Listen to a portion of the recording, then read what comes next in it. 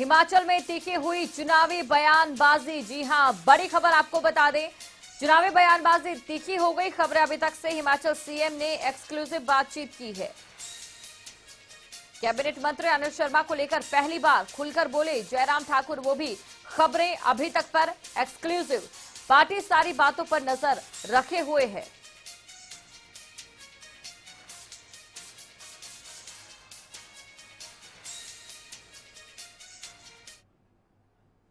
तो आपको बता दें, हमारे सहयोगी कमल कौशिक ने सीएम जयराम ठाकुर के साथ एक्सक्लूसिव बातचीत की है। आइए आपको सुनाते हैं।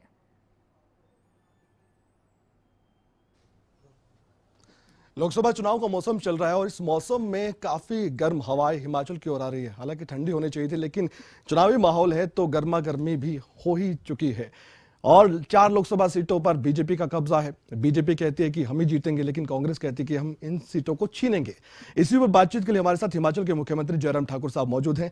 सर, सबसे पहले तो जानना चाहेंगे आपका स्वास्थ्य कैसा है? ठीक है, बिल्कुल ठीक है, बेहतर हो रहा हूँ। Thank you. और इसके अलावा पहला सवाल यही होगा कि तैयारियां कैसी है, किस तरह से जीत पाएंगे चारों आपके प्रत्याशी? मैं पहले भी कई बार कह चुका हूँ, हमारी तैयारी चुनाव घोषणा होने के बाद नहीं, हम चुनाव से बहुत पहले से तैयारी में लगे हैं। और हमारा संगठन के स्तर पर चारों पार्लियामेंट्री कॉन्स्टिट्यूंसी के बड़े बड़े सम्मेलन, जिसमें राष्ट्रीय अध्यक्ष जी भी आए, जिसमें राजनाथ सिंह जी आए, नितिन गडकरी जी आए, नड्डा जी, हम सब लोग उन सारे कार्यक्रमों में रहे हैं। उस संगठन के स्तर पर तैयारी करने की शुरुआत थी।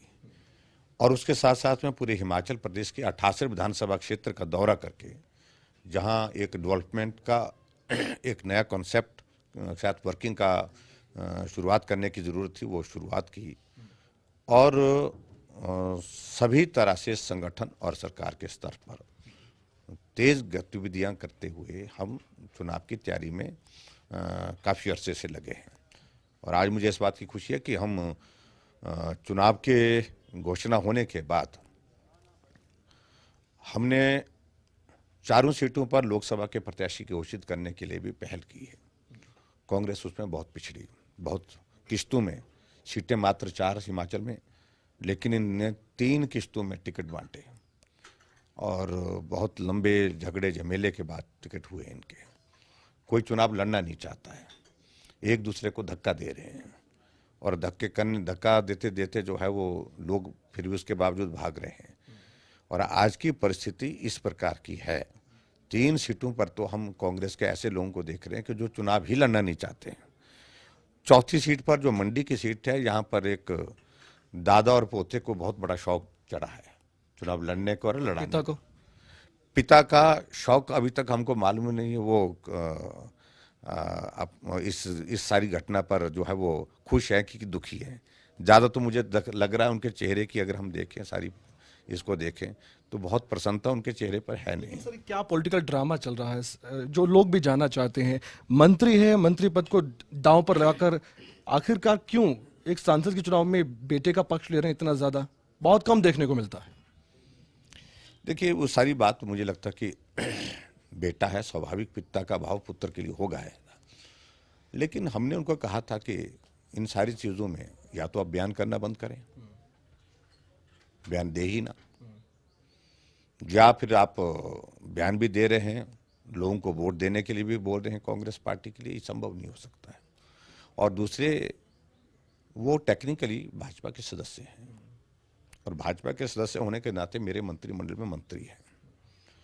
और जब मुख्यमंत्री के बारे में टिप्पणी करेंगे तो लोग, मंडी का मुख्यमंत्री है, मुख्यमंत्री पूरे प्रदेश का होता है, लेकिन अब की बार सहज रूप से एक मंडी के लोगों में एक भाव व्यक्त है और मंडी के मुख्यमंत्री के खिलाफ कोई टिप्पणी करे, इसको सहजता से लोग नहीं लेंगे। मंडी में ज्यादा मेहनत आपको करनी पड़ रही है क्योंकि मेहनत की आवश्यकता नहीं है, यहाँ बड़ा इस सीट पर विधानसभा क्षेत्र भी आपका। कल देखिए, इसी विधानसभा क्षेत्र में मैंने पहला कार्यक्रम किया तो 50 से ज्यादा लोग उनके पार्टी के जो प्रमुख, जो उनके सारे चुनाव का संचालन करते थे, वो कांग्रेस पार्टी छोड़ के भाजपा में शामिल हुए हैं। लेकिन वो कहते हैं कि ये मेरे साथ ही बीजेपी में आए थे, अब ये क्या चल रहा है, सिर्फ दिखावा है। उनके साथ शर्मा जी कहते हैं उनके साथ बीजेपी में आए थे, लेकिन उन्होंने भाजपा की सदस्यता ग्रहण नहीं की थी। अनिल शर्मा आए, विधायक थे और उनके साथ वो यहाँ पर आ गए, लेकिन कल उन्होंने अनिल शर्मा को छोड़ा है। अनिल शर्मा को छोड़ा, सुखराम को छोड़ा है और उनके बेटे आश्रय को छोड़ा है। ये बड़ा संदेश है। आपको नेता मानते कि नहीं मानते? आपको क्या लगता है जिस तरह से बयानबाजी हो रही है?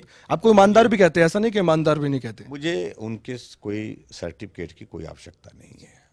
मैं प्रदेश का मुख्यमंत्री हूँ और इस नाते मैंने उनको यही कहा कि थोड़ा संयम रखें, सब्र रखें। एक व्यवस्था के अनुसार मैं इस दायित्व पर हूँ।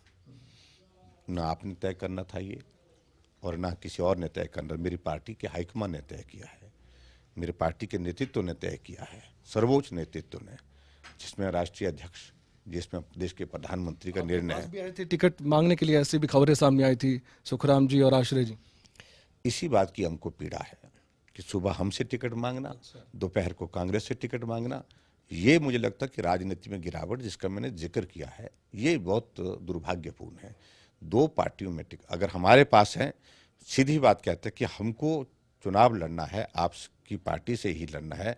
टिकट मिलेगा तो चुनाव लड़ेंगे, नहीं मिलेगा तो पार्टी के लिए काम करेंगे। ये भाव व्यक्त, सिर्फ चुनाव लड़ना है, आप नहीं देंगे तो कांग्रेस से लेंगे, ये कोई बात तो नहीं बनी। मुकेश अग्निहोत्री कहते हैं कि अनिल शर्मा में उलझ कर रह गए हैं, विकास की बात नहीं करे और मुद्दों की बात नहीं करे, बेरोजगारी की या किसानों की बात नहीं करे। वो उलझे हैं, हम अपनी बात जहाँ भी कर रहे हैं। हम अनिल शर्मा के लिए एक लाइन बोलते हैं। अनिल शर्मा के साथ मेरा किसी बात को लेकर झगड़ा नहीं। इस्तीफा क्यों नहीं लेते सर? वो कह रहे हैं कि मैं इस्तीफा देने के लिए तैयार हूं, मुख्यमंत्री साहब कहें तो एक बार। आखिरकार क्यों नहीं ऐसा हो रहा? आखिरकार देखिए, मुझे ये सारे विषय को लेकर के बहुत ज़्यादा कहने की आवश्यकता नहीं है। समय पर सब चीज़ें होंगी। अंतिम सवाल ये कह रहे थे वो अनिल शर्मा जी कि आप ढाल बने हुए हैं रामस्वरूप जी के सामने, ऐसा क्यों? देखिए, लोकसभा का चुनाव है, मैं यहाँ का मुख्यमंत्री हूँ। मेरी पार्टी के केंद्रीय नेतृत्व ने रामस्वरूप जी को यहाँ पर पार्टी के प्रत्याशी के नाते घोषित किया है। वर्तमान में वो सांसद हैं और मैं उनके लिए काम क्यों नहीं करूँगा, मैं उनके लिए क्यों नहीं बोलूँगा? स्वाभाविक है, पार्टी के आदेश के अनुसार। और पार्टी के आदेश के साथ साथ में रामस्वरूप शर्मा ने 5 साल के कार्यकाल में अच्छा काम किया। एक सांसद के रूप में जो भी संभव हो सकता है तो वो करने की कोशिश की है। और मुझे लगता है कि वो बहुत व्यक्तिगत रूप से इतने आहत क्यों हैं, इन सारी चीज़ों को मुझे लगता है कि उनको इस तरह से कहने की आवश्यकता नहीं है। अंतिम सवाल था, लेकिन एक और, अनुशासनहीनता का कोई नोटिस दिया जाएगा क्या अनिल शर्मा को? कहीं ना कहीं ऐसा लग रहा है कि अप्रत्यक्ष रूप से बगावती सुर है उनकी। इस सारे विषय पर हमने पार्टी पर विषय छोड़ा है। पार्टी ने क्या करना है, पार्टी सारी बातों पर नजर रखे हुए है। पार्टी के स्तर पर पार्टी का निर्णय होगा और सरकार के स्तर पर जो निर्णय करना होगा वो हम करेंगे। बहुत बहुत शुक्रिया सर, आपने बातचीत की खबर तक से। तो ये थे जयराम ठाकुर साहब, जिन्होंने कहा है कि जीत सुनिश्चित होगी रामस्वरूप शर्मा की, और साथ ही निशाना साधते नजर आए अनिल शर्मा पर भी। कैमरामैन जयराम के साथ मैं कमल कौशिक, मंडी खबरें अभी तक।